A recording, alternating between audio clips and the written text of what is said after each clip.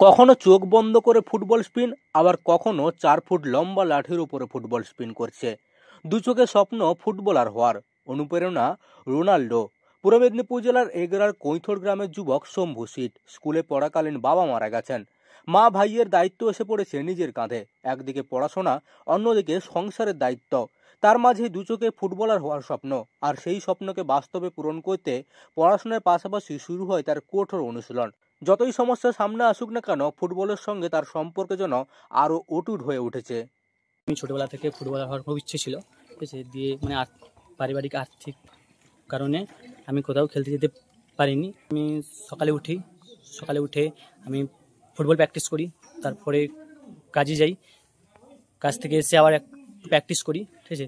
তারপরে মানে কি বলে, সকাল থেকে বিকাল কাজের পরে যা হয় মানে সেটা হলো ফুটবল। সবসময় মানে বর্তমান বলতে গেলে মানে ঘুমানোর সময় ফুটবল, সবসময় ফুটবল। পরিবার বলতে সাপোর্ট করে, আমার বন্ধু কিছু আছে তারা সাপোর্ট করে। এই ফ্যামিলির মধ্যে আমার মেসো বা আমার মামা, আমার মামি, মা, মানে এরাই সাপোর্ট করে, আর সেরকম কেউ সাপোর্ট করেনি। কলেজ শেষ করেই সংসার চালানোর চাপ এসে পড়ে শম্ভুর ওপর। তাই বাধ্য হয়েই এগরার একটি পেট্রোল পাম্পে কাজ শুরু করতে হয় তাকে। সকালবেলা ঘুম থেকে উঠেই মাঠে দৌড়, ফুটবলের স্পর্শ, ঘন্টার পর ঘন্টা কঠোর অনুশীলন। এসব শেষ হওয়ার পরেই শুরু হয় দিনের কাজ। পেট্রোল পাম্পে দাঁড়িয়ে সারাদিন কর্মব্যস্ততার মাঝেও ফুটবলের কথা মাথা থেকে একবারও বাদ পড়ে না। বাড়ি ফিরে আবার বিকেলে শুরু হয় নতুন অধ্যায়। আলো কমে এলেও হাতে ফুটবল, সামনে প্র্যাকটিসের মাঠ। প্রতিদিন একইভাবে লড়াই চালিয়ে যাচ্ছে সে। কখনো শারীরিক ক্লান্তি, কখনো সংসারের দায়িত্ব, আবার কখনো অনিশ্চয়তাকে হারানোর চেষ্টায় অনড় সে। তার প্রতিভা যে কতটা ধারালো তার ছবিগুলো দেখলেই বোঝা যাচ্ছে।